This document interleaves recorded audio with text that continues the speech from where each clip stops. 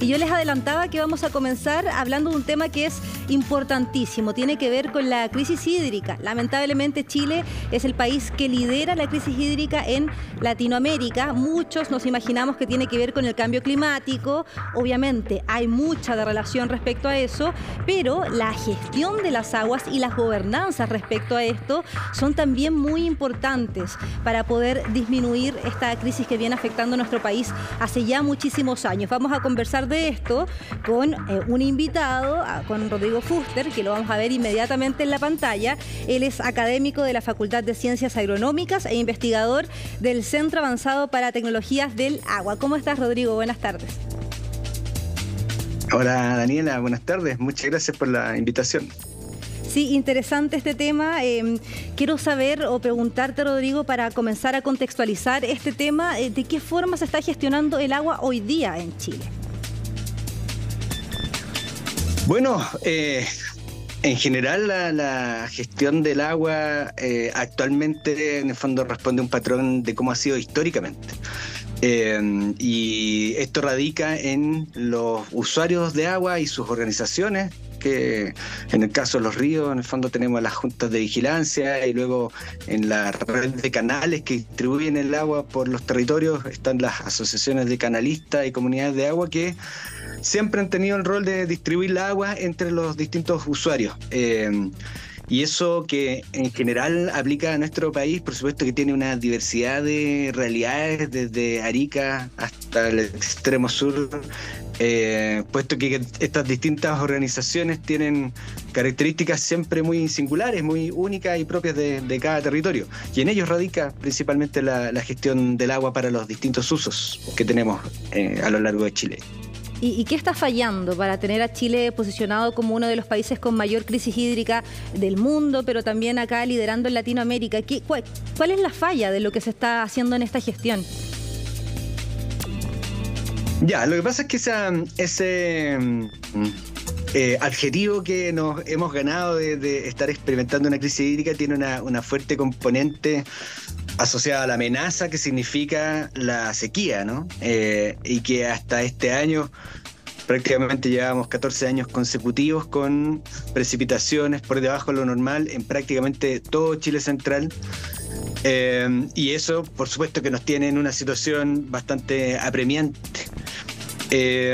Y la otra componente que uno asocia o que nos permite explicar el nivel de criticidad en el acceso al agua es cómo la gestionamos.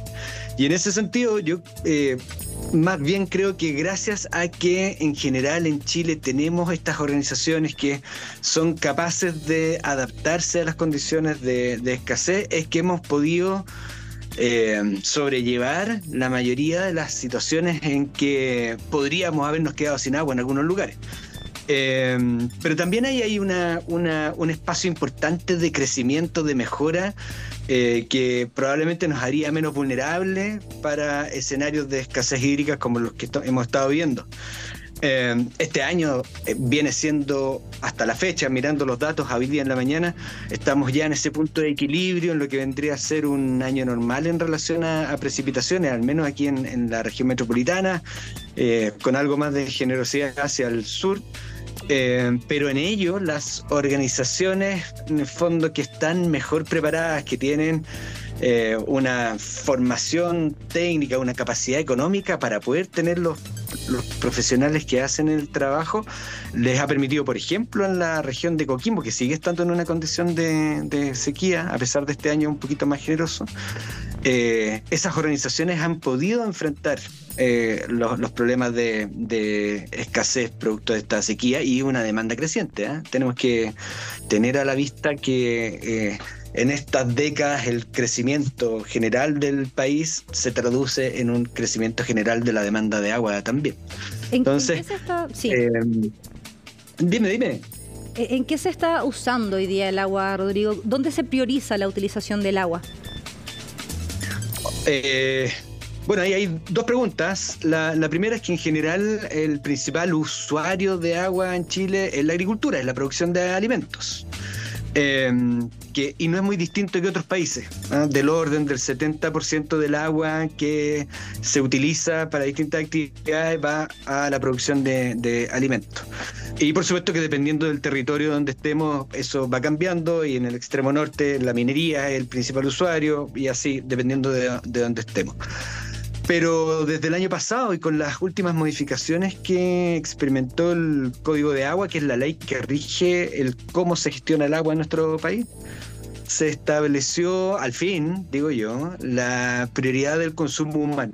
Entonces aquí tenemos un cambio desde hace poco en relación a que del agua disponible en todos los territorios, en el fondo, cuando se va a utilizar, se debe priorizar el consumo humano y subsistencia, que hasta el año pasado eso no estaba priorizado en nuestro sistema, y más bien el uso no tenía prioridad. Así que el que tenía derechos de aprovechamiento podía utilizar el agua en base al agua disponible. Así que principal uso, la agricultura. Hoy día se prioriza el consumo humano. Esto es importante. Perfecto. Ahí quedó clarísimo. Y quería preguntarte también cuál es la zona más compleja o más crítica que hay hoy día en nuestro país. Mira, día a día esto va cambiando en relación a la escasez, porque cuando hablamos de agua hoy día hemos estado preocupados en el último tiempo del exceso de agua disponible en nuestra fuente, que está generando inundaciones y algunos otros estragos en distintas partes, pero en relación a la escasez, bueno, nosotros somos bien centralistas, y en Santiago la situación, como les decía, ya está en equilibrio, pero nos vamos un poquito más hacia el norte, y en la región de Coquimbo seguimos en una condición de sequía que se mantiene. En el fondo seguimos con precipitaciones este año por debajo de lo normal que esperaríamos en condiciones generales, globales, climáticas. Y eso es característica propia de los climas semiáridos y áridos. Entonces el norte de Chile sigue estando en una condición de escasez en general, y hacia el sur, centro-sur, podríamos decir que este año está siendo más generoso de precipitaciones, pero no se acaba el problema de la sequía, no se acaba el problema de escasez con este año que está siendo un poquito más generoso en materia de aguas. Claro, me imagino disminuye el déficit hídrico, pero no soluciona el problema de raíz. Ha llovido mucho, pero todavía falta agua, Rodrigo. Mira, que agradezco mucho la pregunta, porque si hay un mensaje que quisiera transmitir, aprovechando la oportunidad, es que claro, estamos viviendo un año en términos de precipitaciones que para los que somos más viejos lo recordábamos como algo normal. Invierno lluvioso, ¿cierto? La primavera, siempre ahí cruzando los dedos que el 18 no llueva para poder disfrutar de las fiestas patrias. Entonces es un año en términos pluviométricos que no va a caer en la categoría de sequía. Eso es un punto de quiebre después de 14 años de sequía. Pero todas estas precipitaciones, y lo han comentado mucho, ¿cierto?, los meteorólogos en los distintos canales, que han ocurrido, pero con temperaturas muy por sobre lo normal. Por lo cual tenemos poca acumulación de nieve y hielo en la cordillera respecto de lo que hubiese ocurrido hace 20 o 30 años atrás. Entonces, si bien los suelos están absorbiendo el agua que cae y con ello provocando la recarga de nuestras aguas subterráneas, probablemente en el verano no vamos a tener los niveles de deshielo que esperaríamos tener en condiciones normales. Por supuesto que es mucho mejor que lo que hemos vivido los últimos 14 años, pero no resuelve el problema de fondo, sobre todo que las demandas de agua van a seguir creciendo con los años, y que nuestra capacidad de acumular agua de manera natural en la cordillera es lo que probablemente no va a cambiar. Vamos a tener años lluviosos, años secos, años normales, pero las temperaturas están creciendo, y eso significa que tenemos menor acumulación natural de agua en nuestra querida cordillera. Así que no se resuelve el problema de la escasez con este año lluvioso. ¿Eso significa que el agua que ha caído en la zona centro-sur no podría ayudar a paliar la crisis hídrica que hay más potente en la zona norte? Dos cosas ahí. Por supuesto que estas precipitaciones de este año ayudan a paliar un poco la situación crítica que estábamos viviendo. Hasta el momento, con las precipitaciones que han ocurrido, con lo que se pronostica para este fin de semana, desde la región de Valparaíso hacia el sur, estaríamos en una condición ya normal o sobre lo normal, pero más hacia el norte no han habido precipitaciones tan abundantes como para tener una condición normal. Entonces tenemos los embalses, por ejemplo, en la cuarta región, con niveles bastante bajos de almacenamiento. Por lo que Chile no es uno solo y tenemos distintas realidades que se están viviendo. ¿Se piensa todavía en el escenario de racionar agua, por ejemplo, para la región metropolitana? Hay muchos sectores que ya están viviendo esa realidad, pero acá se hablaba harto de las comunas del sector oriente que están gastando más agua de la que se debería. ¿Existe todavía esa posibilidad o las precipitaciones, tanta agua que ha caído, ha disminuido la idea de poder racionar agua en el sector oriente? Mira, la respuesta desde mi mirada de académico e investigador es que, claro, si tú haces este balance anual, en teoría uno podría decir, ok, ya hay suficiente agua, no vamos a tener en mente la posibilidad de racionamiento. Sin embargo, yo creo que estamos obligados a pensar en nuestra gestión del agua en el mediano y largo plazo. Por lo que no podemos olvidarnos de la sequía que hemos estado viviendo y que somos más vulnerables de lo que imaginábamos frente a una sequía. Por lo que, aunque este año sea un poco más generoso, el problema no se resuelve y debiéramos estar pensando en políticas públicas que nos orienten a reducir la demanda.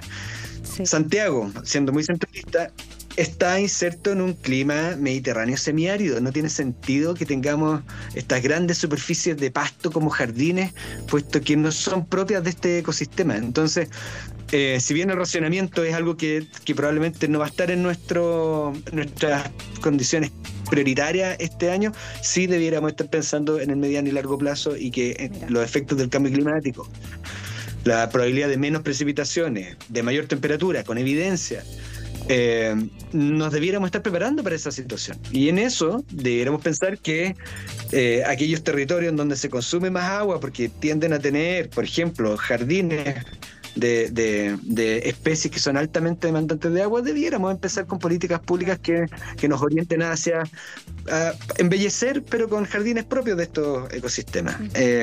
Necesitamos reducir nuestra demanda, de todas maneras. Eso quería preguntarte, ¿hay políticas de ahorro de agua por parte de las empresas, pero por parte también de los municipios, sí, de distintos tipos de poderes? Sí, mira, yo creo que la experiencia ganada con los años anteriores, algunos de ellos extremadamente críticos, como fue el año 2019, por ejemplo, que ahí explotó, digamos, este tema de la crisis hídrica, generó respuestas desde distintos ámbitos de toma de decisiones. Las empresas sanitarias, por supuesto, con toda esta discusión de reduzcamos nuestro consumo en los hogares. No porque realmente eso vaya a mover la aguja en términos de la criticidad de la situación, sino que para ser menos vulnerables cuando tengamos problemas concretos de escasez, que no agotemos nuestras fuentes tan rápidamente.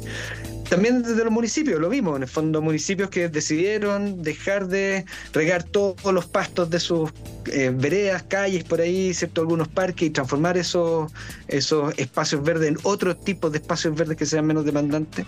Pero el Estado chileno no tiene la atribución para decirte a ti, oiga, usted debe consumir menos. Y en el mundo agrícola, industrial, en el fondo no están esas atribuciones porque la ley no está configurada de esa manera. La ley está configurada para administrar naturalmente abundancia, y en periodos de escasez son las organizaciones las que se ponen de acuerdo entre los privados que son parte de estas organizaciones. Pero debiéramos tenerlo. O sea, es difícil imaginarse una gestión del agua en donde solo estemos pensando en cómo gestiono el agua que tengo disponible, la oferta, sin regular la demanda. Es decir, no debiéramos visualizar un Chile con superficie agrícola que crece hacia los cerros cuando no tenemos agua disponible para poder regarla, o estamos secando otros sectores, que el típico caso de Petorca que siempre sale a la palestra, ¿cierto? Esas son decisiones de política pública que hoy día no podemos, decisiones que no se pueden tomar porque no existe esa atribución. Sí, por eso es tan importante esta conversación. Rodrigo Fuster, te agradecemos mucho por esta conversación, académico de la Facultad de Ciencias Agronómicas. Entonces, un tema relevante que hay que estar tocándolo constantemente, preocupa todo lo que está pasando con el agua, y poder darle la importancia acá es súper también relevante, valga la redundancia. Y muchas gracias, Rodrigo. Encantado, que les vaya muy bien, muchas gracias.